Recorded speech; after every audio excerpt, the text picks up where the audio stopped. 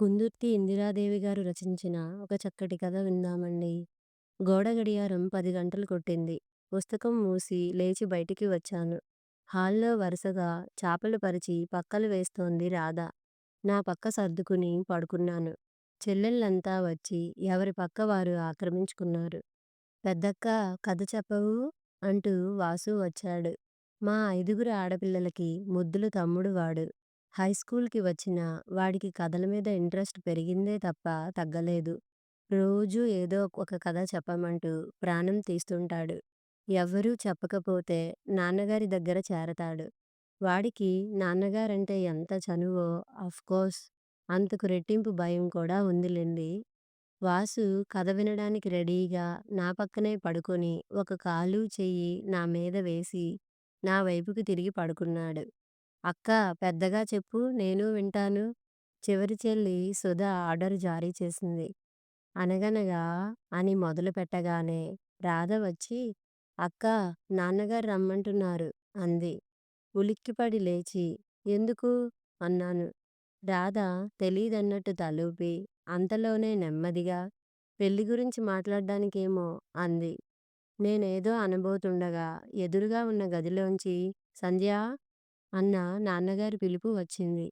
నేను, నా వెనకే రాధ ఇద్దరం నాన్నగారి గదిలోకి వెళ్ళాం. అమ్మ అక్కడే కూర్చుని ఉంది. నాన్న నన్ను చూడగానే పక్క మీద లేచి కూర్చుంటూ ఇటు వచ్చి కూర్చో సంధ్యా అన్నారు. నాకు నాన్నగారంటే ఎంత చనువున్నా అంతకు పదింతలు భయం కూడా ఉంది. అందుకే కూర్చోకుండా అమ్మ ప్రక్కనే సంశయంగా నిలబడిపోయాను. రేపు నీకు సెలవే కదూ ఉపోద్ఘాతంగా అన్నారు. నేను అవును అన్నట్టు తలాడించాను. రేపు ఇంట్లోనే ఉండు ఎక్కడికి వెళ్ళకు. నిన్ను చూడ్డానికి పెళ్లివారొస్తున్నారు. నేనేం సమాధానం ఇవ్వలేదు. మౌనంగా ఊరుకున్నాను. అంతే ఇంకేం లేదు అన్నారు నాన్నగారు. దానర్థం ఇక నువ్వు వెళ్ళొచ్చు అని. నేను నెమ్మదిగా నా చదువింక పూర్తి కాలేదుగా నాన్నా అన్నాను.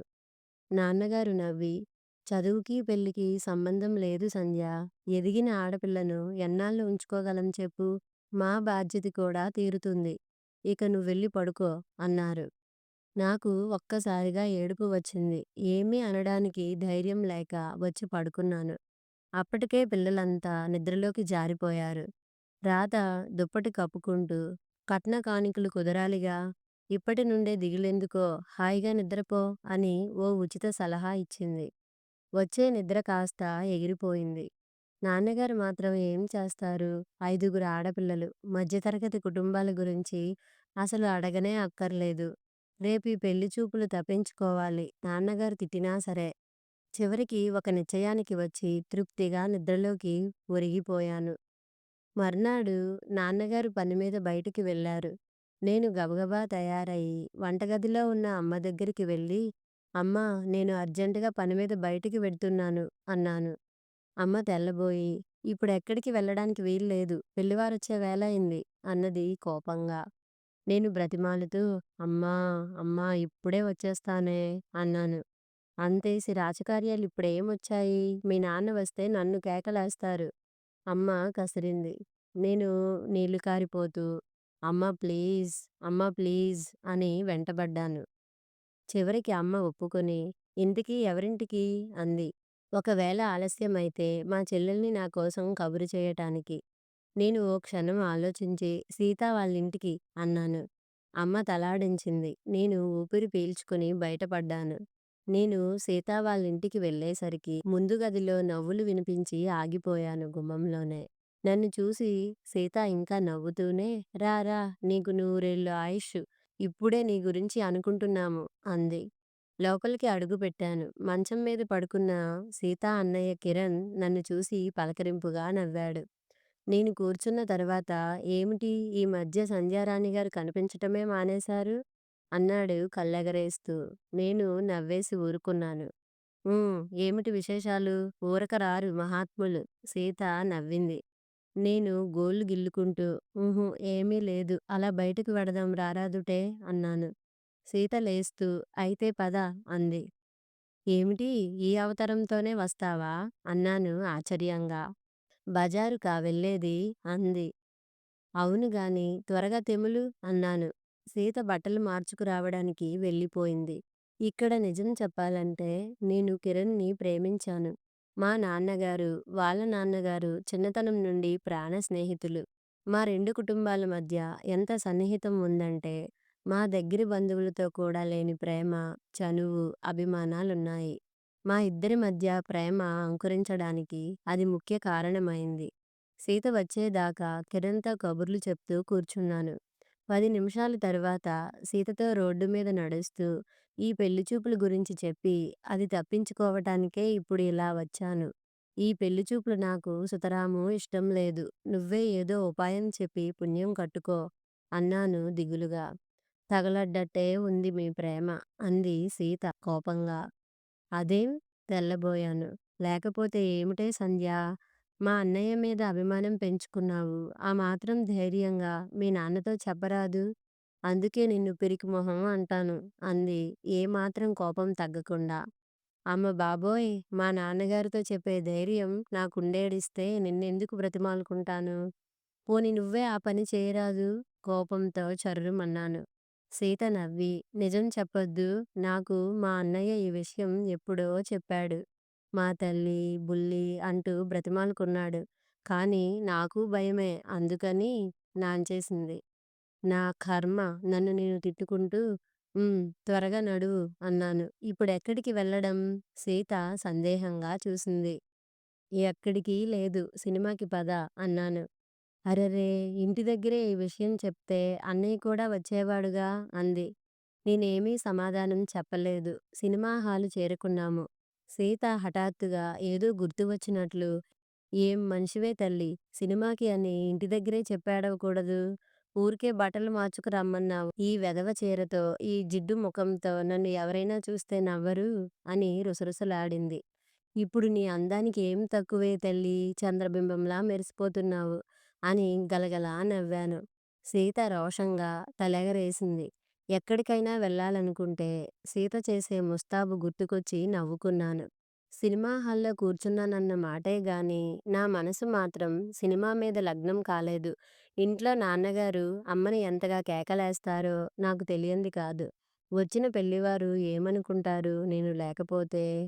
నాన్నగారికి ఎంత తలవంపులు, నాన్నగారికి నా మీద ఎంత కోపం వస్తుంది. నాకు హఠాత్తుగా లేచి ఇంటికి వెళ్ళిపోవాలనిపించింది. సినిమా చూస్తున్న సీత కిసుక్కున నవ్వుతూ, సంధ్య ఆ హీరోయిన్ ముఖం చూడు, నీ ముఖంలా ఎంత దిగులుగా ఉందో అంది. సీత నేనింటికి వెళ్ళిపోతాను. దడదడలాడుతున్న గుండెలతో సీత చెయ్యి పట్టుకున్నాను. సీత ఉలిక్కిపడి చూసింది. నీ మొహం! ఏమిటి నువ్వనేది? వెళ్ళిపోతావా? అయితే ఇంకేం వెళ్ళు. మీ నాన్నంటే నీకు భయం. వెళ్ళు వెళ్ళి ఈ పెళ్లి చూపులకు హాజరు కా. ఆ 3 ముళ్ళు వేయించుకుందువు గాని. సీత! నేను రోషంగా కసురుతున్నట్టుగా పిలిచాను. సీత కొంచెం తగ్గింది. నా చేతిని నిమురుతూ, హాయిగా ఏ దిగులూ లేకుండా సినిమా చూడు. ఇంటికి వెళ్ళి 4 చీవాట్లు తిను. నెమ్మదిగా నీ మనసులో మాటేమిటో చెప్పేసేయ్. అంకుల్ ఆ మాత్రం అర్థం చేసుకోలేరా? అంది. నాలో ఏదో ధైర్యం తలెత్తింది. ఇల్లు దగ్గర పడింది. నాకు భయంతో కాళ్ళు వణుకుతున్నాయి. నన్ను వీధి మొదట్లోనే చూసిన వాసు తూనీగలా ఇంట్లోకి పరిగెత్తాడు. నేను అనుకున్నంతా అయింది. గుమ్మంలో అడుగు పెట్టగానే నేను కరెంటు షాక్ తిన్నట్టుగా ఆగిపోయాను. నాన్నగారు అక్కడున్న ఈజీ చైర్‌లో పడుకుని ఇటే చూస్తున్నారు. అమ్మ గుమ్మంలో కూర్చొని బియ్యంలో రాళ్ళు ఏరుతోంది. రాధ అక్కడే కూర్చొని ఉంది. వాళ్ళు వచ్చి వెళ్ళిపోయారా? అటువంటి లక్షణాలు ఏవీ అక్కడ నాకు కనబడలేదు. నాన్నగారు నన్ను చూస్తూనే కుర్చీలో నిటారుగా కూర్చున్నారు.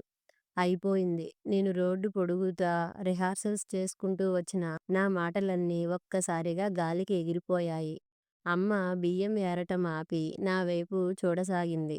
2 నిమిషాలు భయంకరమైన నిశ్శబ్దం అలుముకుంది. లోపలికి రా, అక్కడే ఆగిపోయావేం? అమ్మే చివరికి తేరుకుంది. నేను తక్కుతూ తారుతూ వెళ్ళిపోబోయాను. సంధ్యా!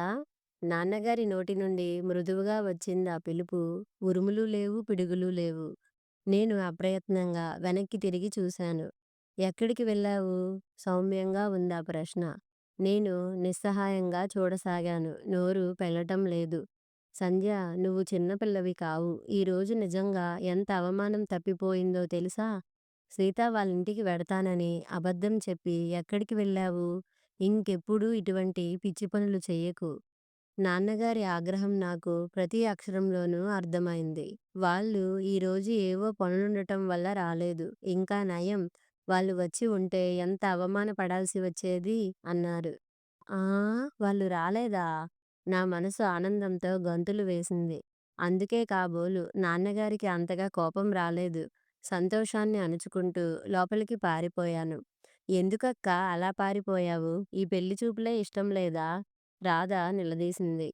చస్తే ఇష్టం లేదు. బ్యాగ్ గిరాటు వేస్తూ నిర్లక్ష్యంగా అన్నాను.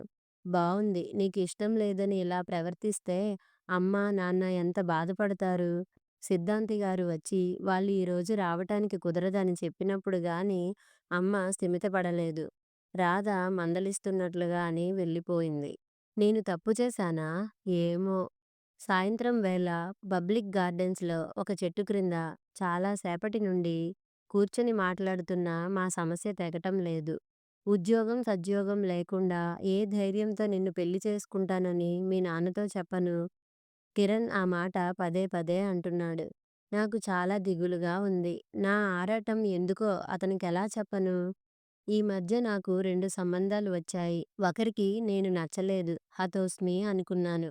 రెండో సంబంధం మంచి సంబంధమని నాన్నగారు ఊగారు. వాళ్ళు కట్నం, పిల్ల రెండూ నచ్చలేదు అన్నారు. బ్రతికానురా బాబు! అనుకున్నాను. 2 రోజుల క్రితం ఓ సంబంధం వచ్చింది. వాళ్ళకి అన్నీ నచ్చాయి. కానీ కట్నం కాస్త ఎక్కువ అడిగారు. అమ్మ అభ్యంతరం పెట్టింది. నాన్నగారు మటుకు 10,000 ఎలాగూ ఇద్దామనుకున్నాం. ఇంకా 2, 3 వేలదేముంది అంటూ ముందుకు వచ్చారు.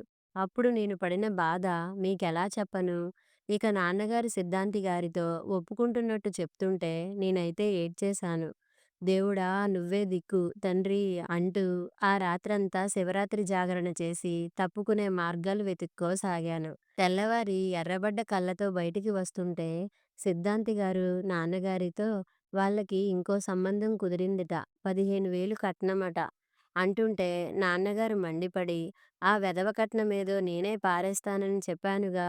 వెళ్ళి వాళ్ళకి చెప్పండి" అన్నాను. సిద్ధాంతి గారు చేతులు నలుపుకుంటూ, "ఈరోజు తాంబూలాలు కూడా పుచ్చుకోబోతున్నారు సార్" అన్నారు. నాన్నగారి ముఖం ఆ సమయంలో ఎలా అయిపోయిందో వర్ణించడం నాకు అసాధ్యం. ఆడపిల్లల తండ్రికి ఆ మాత్రం ఆరాటం ఉండటంలో తప్పు లేదనిపించింది ఆ క్షణంలో. నాన్నగారు ఆ రోజు భోజనం సరిగ్గా చేయలేదు. అన్నం కెలికేసి వెళ్ళిపోయారు. అమ్మ కూడా నిర్లిప్తంగా ఉండిపోయింది. నేనైతే ఆనందం పట్టలేక రాధని గట్టిగా ముద్దు పెట్టుకున్నాను. బజారు నుండి కొబ్బరికాయ స్వయంగా కొనుక్కొచ్చి దేవుడికి కొడుతుంటే అమ్మ ప్రశ్నార్థకంగా చూసింది. మామూలుగా అయితే కట్నం వల్ల సంబంధం తప్పిపోయిందనే బాధతో మరో ఆడపిల్ల అయితే దిగులుగా ఉండేదేమో. కానీ నా పరిస్థితి వేరు కదా! రాధ కనిపెట్టిందిలా ఉంది. "ఏం ఈ సంబంధం తప్పిపోయిందనే ఆనందంతో దేవుడికి లంచం ఇస్తున్నావా?" అంది కొబ్బరి చిప్ప పగలగొట్టి తింటూ. నేను గతుక్కుమని "ఏడ్సావులే" అని కసురుకున్నాను. ఆ సాయంత్రమే సీత పరిగెత్తుకొచ్చి "సంధ్యోయ్ కొంప మునిగిపోతోంది" అంది. నేను ఆశ్చర్యపడి "ఎవరి కొంప?" అన్నాను. "ఇంకెవరి కొంప? నువ్వు, అన్నయ్య కలిసి కట్టుకోబోయే కొంప." సీత చర్రుమంది. నేను ఉలిక్కిపడి "ఏమిటే తల్లీ అదేదో సరిగ్గా ఏడు" అన్నాను. సీత చెప్పిన సమాచారం ఇది. కిరణ్‌కి ఏదో సంబంధం వచ్చిందిట. వాళ్ళే అతనికి ఉద్యోగం ఇప్పించుకుంటారట. కిరణ్‌కి ఒళ్ళు మండి 2 తిట్టి పంపించాట. నాన్నగారు కూడా అతని ఉద్యోగ ప్రయత్నాలతో విసిగిపోయి "ఒప్పుకోరా కిరణ్" అన్నారట. అతనే ససేమిరా అన్నాడట. ఆ మాటలు వినగానే నేను ఎగిరిపడి "ఏమిటీ?" అన్నాను. "మీరిలా తాత్సారం చేస్తూ ఉండండి. పుణ్యకాలం కాస్త తెల్లారిపోతుంది" సీత విసురుగా అంది. దానికి తప్ప మా ఇద్దరి గొడవ ఇంకో ప్రాణికి తెలీదు. నేను నేనేం చెయ్యను? భయంతో నా కళ్ళు రెపరెపలాడాయి. భరతనాట్యం సీత చేతులు ఊపుకుంటూ చిరాగ్గా అంది. సీతే అలా అనేసరికి నా బుర్ర పనిచేయడం మానేసింది. పరిస్థితి చెయ్యి జారిపోకముందే మీరు తొందరపడటం మంచిది. నేను చేతుల్లో ముఖం కప్పుకుంటూ భగవాన్ నాకు చావైనా రాదేమిటి అనేశాను. నా గుండెల్లో నుండి భయం తాలూకు దుఃఖం తన్నుకు వస్తోంది. నా కిరణ్ నా చేయి జారిపోతే నాకీ బ్రతుకెందుకు? డోంట్ బీ సిల్లీ సీత కసురుతూ. పోనీ నువ్వు మా అన్నయ్యతో మాట్లాడరాదూ? అంది ఆరాటంగా. నాకు అదొక్కటే మార్గం కనిపించింది. సీత నాకు ధైర్యం చెప్పి వెళ్ళిపోయింది. నాకు ఇష్టం ఉన్నా లేకపోయినా నాన్నగారి ఆజ్ఞ మేరకు పెళ్లిచూపులకు హాజరవుతూనే ఉన్నాను. కిరణ్ కూడా వాళ్ళ నాన్నగారి మాటలకు కట్టుబడిపోయి పెళ్లి చేసుకుంటే? అమ్మో! నాకా ఊహే భరింపరానిదిగా అనిపించింది. సాయంత్రం అమ్మకి ఏవో సాకులు చెప్పి ఆలస్యమవుతుందని కాలేజీ నుండి సరాసరి పబ్లిక్ గార్డెన్స్‌కి వచ్చాను. గంట నుండి కిరణ్‌తో పోట్లాడుతుంటే అతనిచ్చే సమాధానం ఇది. నా కళ్ళల్లో నీళ్లు తిరిగాయి. సంధ్య నేను చప్పున కళ్ళు తుడుచుకొని చూశాను. అతను నా చెయ్యి నిమురుతూ, ఎవళ్ళు ఎంత మంచి ఉద్యోగం ఇప్పించినా నేను ఎవ్వరినీ చేసుకోను. నువ్వు పిచ్చి పిచ్చి భయాలన్నీ పెట్టుకొని మధ్య నన్ను హడలకొట్టకు. అయినా సంధ్య, ఉద్యోగం పాడు లేకుండా నిన్ను పెళ్లి చేసుకుని ఏం పెట్టి పోషించను? నాకు తిండి పెట్టడమే దండగ. మళ్ళీ నువ్వు కూడానా? ఎవరైనా వింటే నవ్వుతారు హాస్యంగా అన్నాడు. ఉద్యోగం రాకుండా ఉండదుగా అన్నాను. నాకు ఏడుపు తన్నుకుంటూ వస్తోంది. ఓ పక్క కిరణ్ మాటలు వింటుంటే అరికాల మంట నెత్తికెక్కుతోంది. ఆడపిల్లల మనసులు వీళ్ళకి ఎలా అర్థమవుతాయి? అప్పటి వరకు మనం ఆగటమే మంచిది కిరణ్ ఖచ్చితంగా అన్నాడు. ఆల్ రైట్ అలాగే కాని విసురుగా లేచి నిలబడి అతనితో అన్నాను. నీకు చెప్పాల్సిందేదో చెప్పేశాను. తర్వాత ఏదైనా జరిగితే నన్ననొద్దు. నీ మొండి పట్టుదల మాత్రం నువ్వొదులుకోవు. కిరణ్ అనునయంగా అన్నాడు. మనకి పెళ్లి కాదు అనే భయం వదిలేసేయ్. మీ నాన్న మా నాన్న స్నేహితులు. అది నువ్వు గుర్తుంచుకుంటే చాలు. ఆ ఆశ మాత్రం నాలో జీవం పోయసాగింది. డిసెంబర్ నెల సెలవులు కావటంతో ఇంటి దగ్గరే ఉన్నాను. ఒకరోజు సీత మధ్యాహ్నం వేళ రొప్పుతూ రోజుతూ వచ్చింది. వస్తూనే సంధ్యా సంధ్యోయ్ అత్తయ్య సంధ్యేది అని కేకలు వేసింది. ఆ కేకలకి చేతిలో ఉన్న పుస్తకం పక్కన పడేసి బయటికి వచ్చాను. అమాంతం నన్ను చుట్టేసి సంధ్యోయ్ అన్నయ్యకి ఉద్యోగం వచ్చింది అంది ఒక్కసారిగా. రాధ మంచినీళ్ళ గ్లాసు సీతకిచ్చింది. ఆనందంతో నా గుండెలు ఆగిపోతాయేమో అనిపించింది. చప్పున ఆ నీళ్లు నేను తాగేసి నిజం అన్నాను సీతను ఊపేస్తూ. నిజం ఒట్టు సీత నిజాయితీగా అంది. మా ఇద్దరినీ చూసి అమ్మ పక్కున నవ్వింది. నేను చప్పున సిగ్గుపడిపోయాను. శుభవార్త కాస్త చెవిని వేసి సీత వెళ్ళిపోయింది. కిరణ్‌కి ఉద్యోగం వచ్చింది. అది నాకు కొండంత ధైర్యాన్నిచ్చింది. ఆ రోజంతా నేను సంగీతం, కూనిరాగం తీస్తూ ఇల్లంతా గలగలా తిరుగుతుంటే ఇంట్లో అందరూ తెల్లబోయారు. పుస్తకం ముందు పెట్టుకొని కూనిరాగాలు తీస్తుంటే సంధ్యా అన్న నాన్నగారి పిలుపు వినిపించి గమ్మున నోరు మూసుకున్నాను. రాధ వచ్చి ఎప్పటిలాగే నాన్న పిలుస్తున్నారు అంది. నేను ఎగిరిపడ్డాను. నాలో ఉత్సాహమంతా చల్లారిపోయింది. ఈ పిలుపు ఎందుకో నాకు తెలుసు. మౌనంగా వెళ్ళి నిలబడ్డాను. రేపు ఎక్కడికి వెళ్ళకు అన్నారు. నేను మాట్లాడలేదు. ఏం వినబడిందా? ఈసారి నువ్వు తప్పించుకోటానికి వీల్లేదు సంధ్యా. మంచి సంబంధం. నువ్వు తప్పించుకుని నా కోపాన్ని మాత్రం రుచి చూడొద్దు. నాన్నగారు శాసిస్తున్నట్టుగా అన్నారు. అప్పుడు నేను చేసిన పని నాన్నగారికి బాగా కోపం తెప్పించినట్టుంది. నాలో మొండి ధైర్యం తలెత్తింది. ఇప్పుడు కాకపోతే నా మనసులోని మాట ఇంకెప్పుడు చెప్పలేనేమో అనిపించింది. ఇక ఆ అవసరమే రాదేమో అని భయం వేసింది. నాకు నాకు ఈ పెళ్లి చూపులు ఇష్టం లేదు అన్నాను వణుకుతున్న స్వరంతో. నా చేతి వ్రేళ్లు కంపిస్తున్నాయి. నాన్నగారు తెల్లబోయి చూశారు. అమ్మ నా ముఖం వంకే సూటిగా నోరు తెరుచుకుని చూడసాగింది. ఎందుకని? నాన్నగారే ముందుగా తేరుకున్నారు.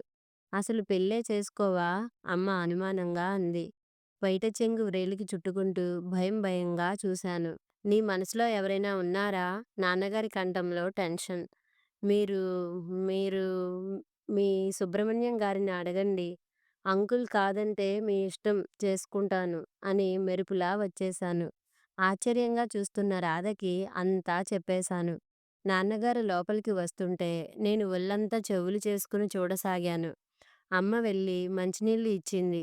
అవి త్రాగి స్నానానికి వెళ్ళారు. ఏ విషయమూ నాకు చెప్పనే లేదు.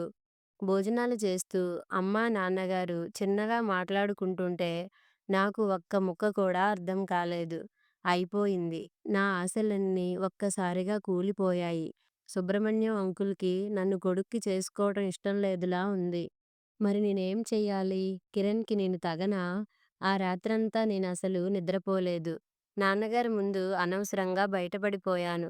నాకు హఠాత్తుగా ఏడుపు వచ్చేసింది. మర్నాడు నేను అలంకారప్రాయంగా చేతిలో పుస్తకం పట్టుకొని దిగులుగా కిటికీలోంచి బయటికి చూడసాగాను. చలికాలం కావటం మూలాన బయట దట్టంగా పొగమంచు కనిపిస్తోంది. ఎదిరిల్లు కూడా కనిపించటం లేదు. కిటికీ దగ్గరగా ఉన్న మనీ ప్లాంట్ గాలికి కదులుతోంది. జాజి చెట్టు ఆకుల మీద మంచు బిందువులు ముత్యాల్లా జారిపడుతున్నాయి. కిరణ్ మీద నేను పెంచుకున్న ఆశలు కూడా ఆ మంచు బిందువుల్లాగే కరిగిపోతున్నాయి. గుండెల్లో శూన్యం అలుముకుంటోంది. ఇప్పుడు కిరణ్ నాకు అందుతాడా? ఉద్యోగం రావటంతో పెళ్ళికొడుకుల మార్కెట్‌లో కిరణ్ రేటు కూడా పెరిగిపోయి ఉంటుంది. నేను నెమ్మదిగా శక్తి కూడదీసుకుని స్నానానికి లేవబోతుంటే, ఉన్నట్టుండి నాకు ఎంతో ఇష్టంగా ఉండే సుపరిచితమైన స్వరం వినిపించి ఉలిక్కిపడ్డాను. సందేహం లేదు కిరణ్. నేను బయటికి రాబోయి చప్పున ఆగి కర్టెన్ కొద్దిగా తొలగించి చూశాను. వరండాలో కుర్చీలో కూర్చొని కిరణ్ నాన్నగారితో మాట్లాడుతున్నాడు. భలే హుషారుగా ఉన్నాడు. ఉద్యోగం వచ్చింది అంకుల్. రేపు వెడుతున్నాను అంటున్నాడు. నాలో నవనాడులు కృంగిపోయాయి. శక్తి లేని దానిలా వెనక్కి వచ్చేశాను. అమ్మ కూడా చేరినట్టుంది. వాళ్ళ మాటలు జోరుగానే సాగుతున్నాయి. మధ్య మధ్య నవ్వులు. నేను అవేమీ వినిపించుకోకుండా మౌనంగా కూర్చున్నాను. చాలా సేపటికి రాధ లోపలికి వచ్చింది. వస్తూనే నన్ను చుట్టేసి గట్టిగా ముద్దు పెట్టుకొని అక్కయ్య పెళ్లి కూతురాయనే అని రాగం తీస్తుంటే నేను ఆశ్చర్యంగా చూశాను. రాధ నా చుబుకం పట్టి ఊపుతూ, నిన్న నాన్నగారు వెడితే సుబ్రహ్మణ్యం అంకుల్ సంజకేం తక్కువ, వాడికి ఉద్యోగం లేదని ఇన్నాళ్ళు ఆగాను. కానీ వాడిని కూడా ఓ మాట అడిగి చెప్తాను అన్నారట.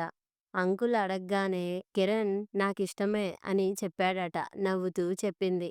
నిజం? నా కళ్ళు ఆనందంతో విచ్చుకున్నాయి. అవును. ఇంకా నాన్నగారే కొంచెం వెనకా ముందాడారు. వాళ్ళతో మనం తూగలేము, కట్నాలు కానుకలు ఇచ్చుకోలేం అని. అంకులేమో పెళ్లి ఖర్చులు చాల్లేవోయ్ అన్నారట. నేను వెళ్ళి కాఫీ పెట్టాలి అంటూ రాధ వెళ్ళిపోయింది. నాకు సుబ్రహ్మణ్యం అంకుల్ కనిపిస్తే అమాంతం సాష్టాంగ నమస్కారం చెయ్యాలనిపించింది. అన్నీ నా పిచ్చి పిచ్చి ఊహలే. సూర్యకాంతికి కరిగిపోయే పొగమంచులా సుబ్రహ్మణ్యం అంకుల్ ఆదరానికి, విశాల హృదయానికి నా కళ్ళల్లో గూడు కట్టుకున్న భయాలన్నీ కూడా కరిగిపోయాయి. నా కళ్ళల్లో చివ్వున నీళ్లు తిరిగాయి. గదిలో అడుగుల చప్పుడు విని చప్పున తిరిగి చూశాను. గుమ్మంలో పొడవుగా నిలబడి నవ్వుతున్నాడు. ఎవరతను? కన్నీళ్ల మధ్య మసకమసగ్గా, క్రమేపీ సుస్పష్టంగా కనిపిస్తున్న కిరణ్‌ని చూసి నా పెదవులు చిరునవ్వుతో విచ్చుకున్నాయి. కథ సమాప్తం.